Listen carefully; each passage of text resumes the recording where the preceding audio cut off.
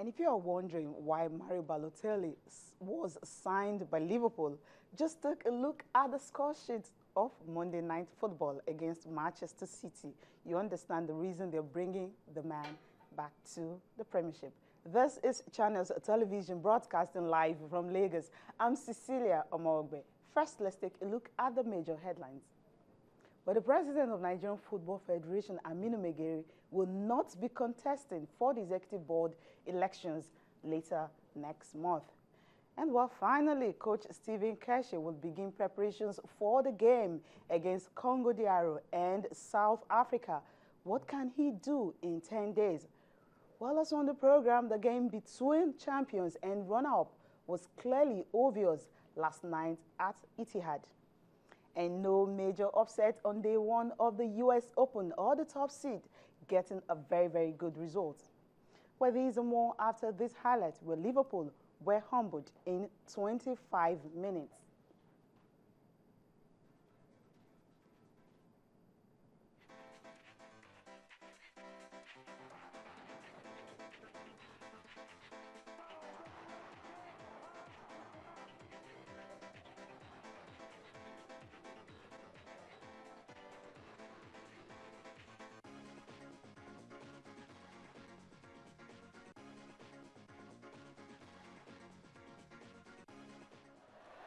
And Silva, Lovren towered over him, came to Jovetic! With a patience of passing, which reminds one of the goal in the first half, and now the break from Nasri. 2-0. It's him again. Well, Negredo was injured and... Oh, he wouldn't go straight in, would he? 3-0! There is your answer. Sensational! He's going to want to win it back, Daniel Sturridge. And then aim it into Lambert! Goal given! that comes in to begin with. It's a good header on his part. Is it Zabaleta? It's certainly over the line. I mean, that's an easy decision. But Daniel Sturridge set it all up. Good strength for him, and a lovely little flick with the outside of his left foot. And I think it is off the knee of Zabaleta. Nasri. And Silva. Lovren towered over him. Came to Jovetic! With a patience of passing, which reminds one of the goal in the first half. And now the break from Nasri. 2-0. It's him again. Well, Negredo was injured and... Oh, he wouldn't go straight in, would he? 3-0.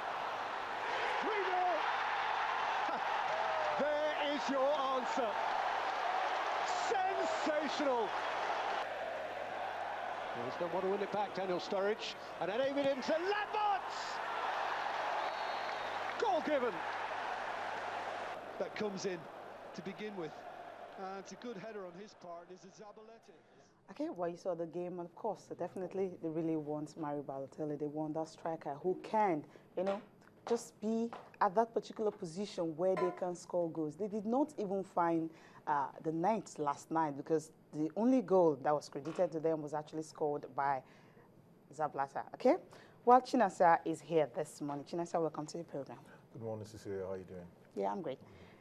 Well, Manchester City, Liverpool, but we'll come back to that much later on the program. But let's start with this big news we heard from, coming from the Sports Ministry that, well, President Aminu Maigari tendered his resignation on the 12th of August, but formally it's been acknowledged, and of course he will not be contesting for that particular position, talking about presidency. So is the end for Aminu Maigari in Nigeria, not really Nigerian football, but as the president of Nigerian Football Federation. Remember, the tenure, of course, of this current board expired midnight, just yesterday, midnight, 25th. So today they will be having the Congress. Of course, it's the roadmap, of course, will be discussed today and how they can move the football forward. And also today, they'll fix a date for the elections into the new board of the Nigerian Football Federation. Chinasa, what do you think about all this?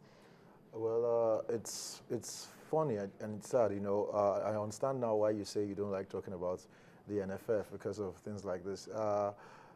I mean, Maigari's resignation, Ume talked about it, you know. Because we didn't see the letter. Yeah, we didn't see the letter. We argued they asked him to provide the letter, and apparently from what we've seen now, Ume was actually correct. You know, Maigari resigning on the 12th of August, you know, writing in his resignation.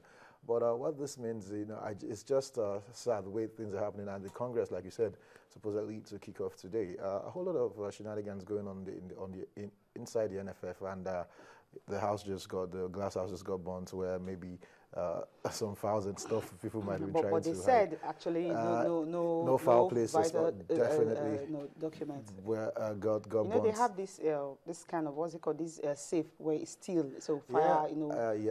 Very true, Cecilia. But so like it might be a coincidence that, you know, all these things are happening right now when the house, the polity is heated. I'm talking about the polity, the football polity, when it comes to Nigeria. But you know, let's just quickly hope that they let all these things slide, go about their business.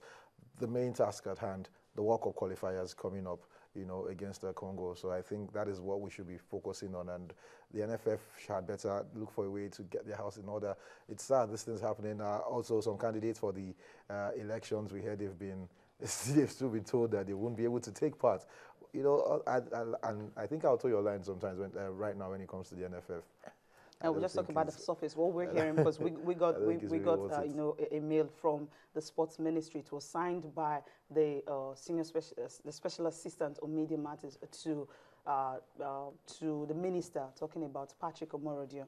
He actually signed, you know, that a statement that Aminu Maigari has resigned. Of course, he would definitely not contest in any executive position. And also the fact that the letter they sent to us, you could actually see the signature of the president. It was there. So, and he said the reason is he just wants to, you know, give other people the opportunity to still, you know, see how they can contribute to development of Nigerian football. And if you check his administration, to me, not just to me, I think to everybody, it's been the most successful in the history of Nigerian football. When it comes to success, precisely. It Forget what happened, you know, outside the field of play. I'm trying to see if I can think about any more successful, you know, regime. Yeah, when it comes to success, it's been up there with the very best. So if he, like, from what we've seen in the letter, you know, he wants to pave way for other people to, you know, come and see what they can try and help our football move forward. So, honourable thing to do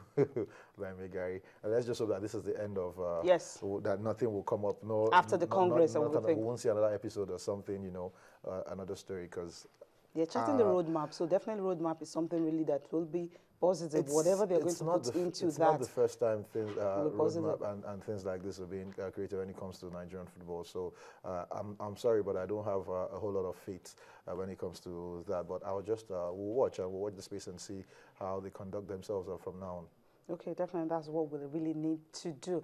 Okay, and the good part of it is that Coach Stephen Keshi will be returning to his position. He's expected to resume very soon. It's 10 days, of course, to our first game against either Congo DR or Rwanda, because by tomorrow, Rwanda will definitely know their fate. That's 27th. That's when CAF will decide whether they appeal. They've actually appealed, you know, they're being thrown out of the competition. They'll appeal it by tomorrow. They will definitely know their fate. But tentatively, we're playing Congo. Nigeria will be playing Congo on the 6th of next month. Of course, Stephen Keshi, well, he said, because of the intervention of the sports minister and, of course, some people from the presidency, so he's coming back to his position. But another thing is the negotiations continues. You know, they're yet to reach an agreement between the Nigerian Football Federation, of course, his agent, which is really very, very key in this matter. But because he said he loved the country very well, he will resume his position and continue preparations for the AFCON 2015. Kudos to Stephen Keshi. It's not the first time he has shown, you know, his patriotic side by going ahead to lead the country despite other contractual issues. You know, like we came out, we found out after the World Cup that the house, the cars he was supposedly given, he didn't get. You know, so yes, and it's sad I had to take the presidency to intervene for this to be done. I think maybe where they might be having issues now will have to do with the salaries, because we hear that they want it. That's Stephen Keshi's camp, his agent Stephen Keshi, that they want to raise, you know, and the NFF might continue with that with 5 million. What advice do you think the NFF really wants him? Yes, apparently They do not have a choice right now because Stephen Keshi has not been found wanting per se. He's had some okay, level of it's like he's because had some they level don't of have success. a choice. Yes, that's why they want to he's retain had some level him. of success. If Stephen Keshi, because we talked about it before the World Cup. Yes. You know, I think at the point they were looking for a reason. You know, not to let him to let him go, but he just seems to get to pass every exam with flying colours. You know, the World Cup, we got to the second round. I think the trap before the World Cup for me was the Chan. Chan, of course. Chan, and we did well. Got bronze medal, and so I think for now they do not have. Any reason they do not have that all. luxury to say that this is why we're taking out Stephen Keshi, so they have to stick with him. And apparently, it's not obvious that he has the president's backing too, because the president wants this to happen. So they might wrangle a little bit about money. But my advice to Stephen Keshi: you are being paid $5 million. It wasn't regular. So even if you're negotiating for a higher pay, how regular will it be? But I think, okay, this is my own idea. What if the salary would not be coming from the board? You know, let's just have somewhere where it's coming from. We have another country, I think in Mexico, where you have a particular company actually responsible for the salaries of the coaches and, of course, for some of the players and all that. That's talking about bonuses and the money they get after each games. What if they just have that, maybe a particular fund set aside? It might so that it will not be with the Nigerian Football Federation. I understand you, Cecilia. It's possible for that to happen, but it's the Nigerian Football Federation. It might be kept in the safe and it might get missing. It's not okay. Where I'm going to go. You still remember the 230? Okay, something dollars. Okay, still missing.